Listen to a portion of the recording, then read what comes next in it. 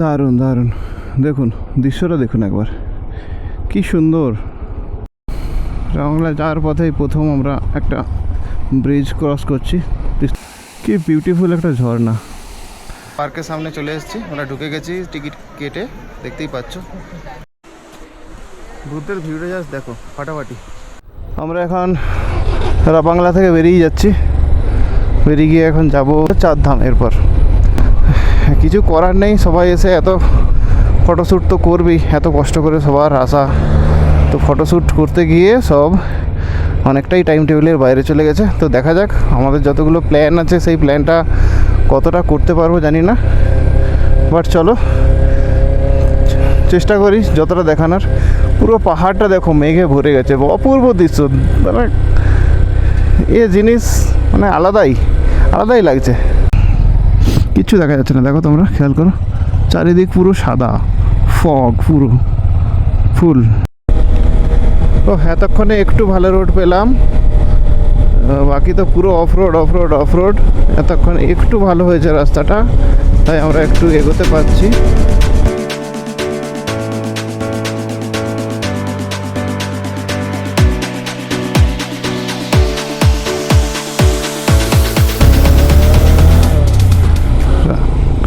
রাস্তাটা একবার দেখো তোমরা, পুরো মেঘে ঢাকা, এদিক দিয়ে ঝর্ণার জল পড়ছে, আর দেখো এই অবস্থা, দেখেই ভয় লাগছে। রাস্তাটা পুরো পাথর কেটে রাস্তাটা বানানো, দেখো তোমরা কীভাবে কেটে বানিয়েছে, মাঝে মাঝেই পুরো ঝর্ণার জল পড়ছে, আর ইটস টু ডেঞ্জারাস। তার উপরে অফ রোড তো রয়েছে, এখানে রাস্তা খুবই খারাপ। এখন তাও ভালো, এর আগে পুরো রাস্তাটার মোটামুটি 70%ই এখনও অবধি যা এসেছি তা অফ রোড, খারাপ অবস্থায় রয়েছে। পাহাড়ের ধারে বাড়িগুলো সত্যি কীভাবে যে বানায়, স্ট্রাকচার পাহাড়ের ধারে দারুণ। দেখো ফুল দিয়ে সাজিয়ে রেখেছে ঘরটা। এখানে আমরা দুর্দান্ত এখন রাস্তা পেয়ে গেছি, দারুণ ভিউ, অসাধারণ মেঘ চারিপাশে, দেখো মেঘ উঠছে পুরো, একবার মেঘ পুরো ভর্তি, একদম পাহাড়ের কোলে একদম মেঘ ভর্তি মেঘ, আর সারি ঝাউ গাছ উপরের দিকে দেখো তোমরা। Look at the view, what a feeling, দারুণ। এখানে একটা মোনাস্ট্রি আছে। আমরা এখন বেশি দাঁড়ানোর টাইম নেই, আমরা অনেক প্রায় 4টে বেজে গেছে, আমাদেরকে আবার ফিরতেও হবে, সেই কারণে আমরা একটু টেনে দিচ্ছি যাতে আমরা যেতে পারি, মানে ব্যাক করতে হবে, নাইট হয়ে যাবে। এই তো রাস্তা, তোমরা তো দেখলে, এই রাস্তা দিয়ে আবার যাওয়া, ইটস ভেরি, মানে খুব টেনশনের ব্যাপার এই রাস্তা দিয়ে যাওয়া। দেখো বানরগুলো সারিবদ্ধভাবে কি সুন্দর বসে আছে, বাহ দারুণ। এখানে আবার অফরোড, রাস্তা অনেকটাই খারাপ, তো আমাদেরকে 1 বাই 1 ক্রস করতে হবে। তবে যাই বলুন, মিনি লাদাখ হয়ে যাচ্ছে ব্যাপারটা, ব্যাপক। আমি ফার্স্ট টাইম এইভাবে পাহাড়ে রাইড করছি, তবে এক্সপিরিয়েন্সটা দারুণ। দাথাম এদিকে, দাথাং নামছি আর 5 কিলোমিটার। ভাইয়া চারধাম ইধার সে না? Thank you. আমরা নামছি, প্রায় ঢুকে গেছি, আর একটু বাকি। এটা বোধহয় পার্কিং টাইপ কিছু করা আছে, জানা নেই। চলো উপরে।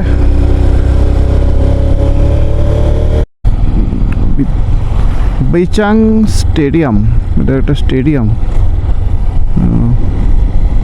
Youth affairs department. টু শিবসরা ধাম, এটাই চারধাম।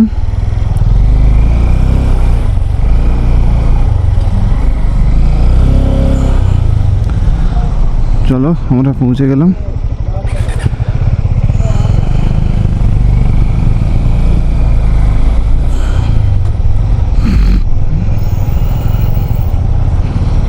এই হচ্ছে এরিয়াটা, এখানে পার্কিং এরিয়া। এটা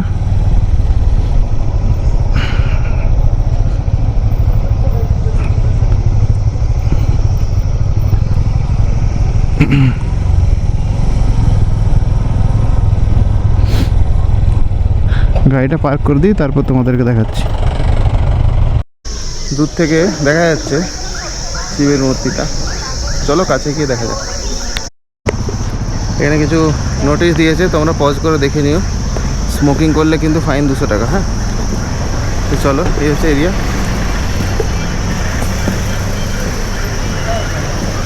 টোটাল এরিয়া। চলো ধীরে ধীরে আগে যাই। তোমরা দেখতেই পাচ্ছ এটা এন্ট্রান্স।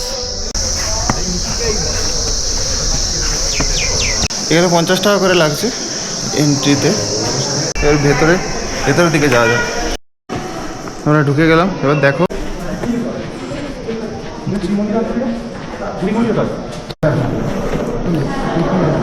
এই যে 4 ধামের, বদ্রীনাথ ধাম, জগন্নাথ ধাম, রামেশ্বর ধাম আর দ্বারিকা ধাম।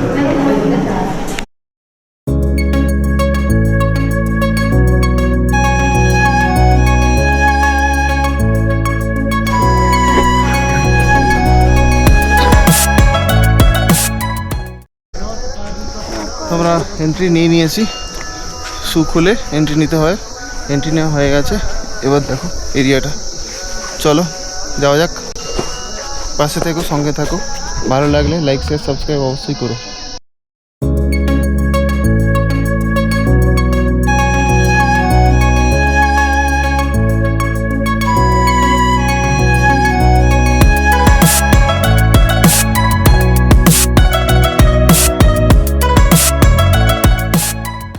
চারটে ধামের আদলে এখানে মন্দির করা হয়েছে,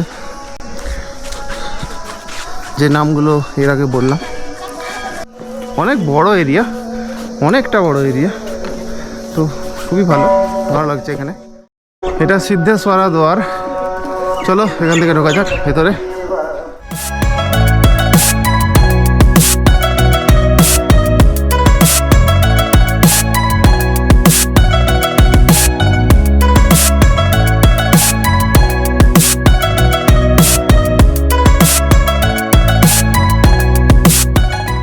মেন মন্দিরের সামনে দিকে আসছি ধীরে ধীরে।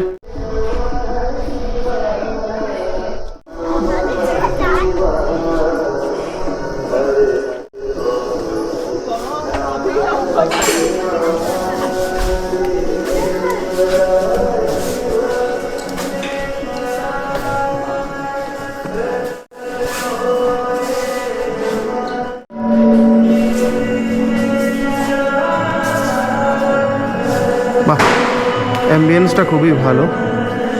শিবের একটা মূর্তি করা আছে এখানে, পুজো হয় এখানে।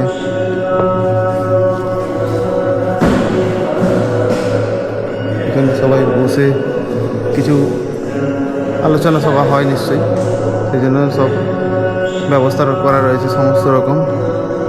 এরিয়াটা দেখো একবার, দেখো চারিদিকটা আমি তোমাকে দেখাচ্ছি। দেখো খুব সুন্দর, খুব সুন্দর, খুব সুন্দরভাবে বানানো আছে।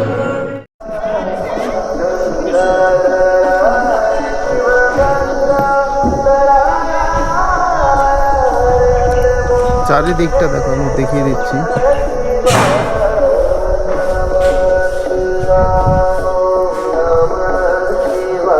দারুণ অ্যাম্বিয়েন্স, ভালো লাগছে এখানে।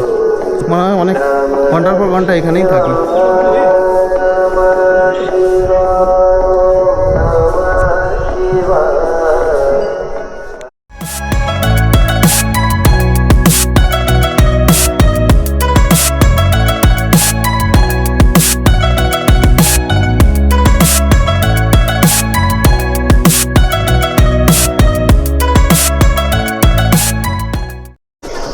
এটা হচ্ছে দ্বারকা ধাম, দেখো তোমরা।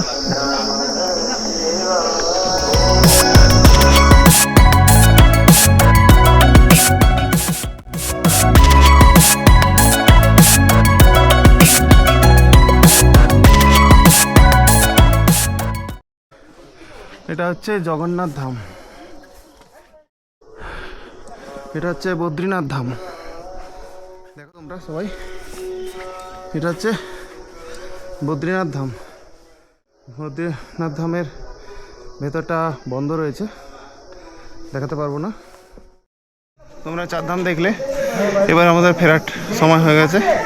এবার আমরা এখান থেকে এক্সিট নিয়ে নেব। আমরা চারধাম থেকে বেরোচ্ছি এখন। গ্যাংটক যেতে মোটামুটি 2.5 ঘন্টার মতো, কত 65 কিলোমিটার, 65 কিলোমিটার বাকি।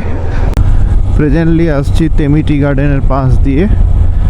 রাস্তাটা ভালোই, আর ওখানে যাওয়ার পথে রাস্তাটা খুবই খারাপ ছিল, তো এখন রাস্তাটা মোটামুটি স্মুথ আছে। রাস্তায় সেই ওয়াটার ক্রসিং, বেশ বড় ওয়াটার ক্রসিং। চলো এগিয়ে যাওয়া যাক, দেখি।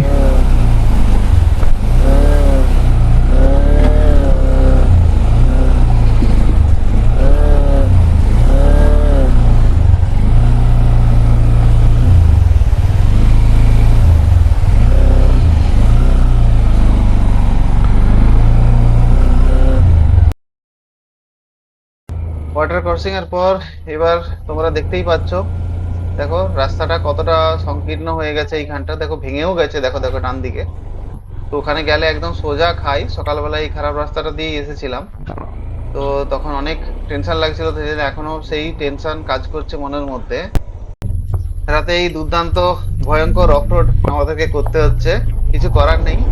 আমরা এখানে কেউই নেই প্রায়, আমরা শুধু তিনময় আগে চলেছে, আমি তারপরে পেছনে পেছনে চলেছি। এখানে রাস্তাটা দেখো একদম খুবই খারাপ অবস্থা। এরপরে আরো একটা খারাপ খুব জায়গা রয়েছে, সেটা এরপরেই জাস্ট আসবে। তোমরা দেখো, দেখতে থাকো। এইবার খারাপ রাস্তা এসে গেছি, এবার খারাপ রাস্তাতে এসে গেছি। দেখো তোমরা, এখানে রাস্তা পুরো ভেঙে গিয়েছে, এখানে ল্যান্ডস্লাইডও হয়েছে, তোমরা দেখতে পাবে। এখানে ঝর্ণা সাইড দিয়ে বয়ে চলেছে। এখানে রাস্তা বলে কিছুই নেই, বেসিক্যালি নুড়ি পাথর এইসবই রয়েছে রাস্তার ওপর। তোমরা ভালো করে দেখো, দেখলেই বুঝতে পারবে। এখানে রাস্তা বলে কিছুই নেই, শুধু নুড়ি পাথর রয়েছে, তার উপর দিয়ে মূলত চাকাটা যাচ্ছে। তো দারুণ এক্সাইটিং, আমার জন্য ফার্স্ট টাইম, তো দারুণ লাগছে। তো এরকম টাফ অফরোড আমি কখনো করিনি, এই ফার্স্ট টাইম আমি করছি। তো খুবই ভালো লাগছে, আর এটাও ভালো লাগছে যে তোমাদেরকে দেখাতে পাচ্ছি। তো ভিডিওটি কেমন লাগছে অবশ্যই জানিও, ভালো লাগলে লাইক শেয়ার সাবস্ক্রাইব অবশ্যই করো। নতুন টানেল হয়েছে, সেই টানেলের মধ্যে দিয়ে যাচ্ছি রাত্রেবেলা। দিনের বেলা তো দেখিয়েছি, এটা নাইট। আর ফেরার সময় সেই একই টানেল ক্রস করছি। গ্যাংটক আর মাত্র 28 থেকে 30 কিলোমিটার ম্যাক্সিমাম। ফাইনালি আমরা হোটেল পৌঁছে গেলাম। তো আমরা হোটেলে ফেরার পর প্রথমে ডিনারটা সেরে নিলাম। ডিনারটা সেরে তারপর আমরা ব্যাগ গুছিয়ে নিয়েছি। তো আজকে তোমরা যেটা দেখলে সেটা হচ্ছে যে চারধাম। তো কেমন লাগলো ভিডিওটা অবশ্যই লাইক শেয়ার কমেন্ট করে জানাবে। আর যদি ভালো লেগে থাকে তাহলে সাবস্ক্রাইব করে আমার চ্যানেলের পাশে থেকো। তো এই বলে আজকে আমি শেষ করছি।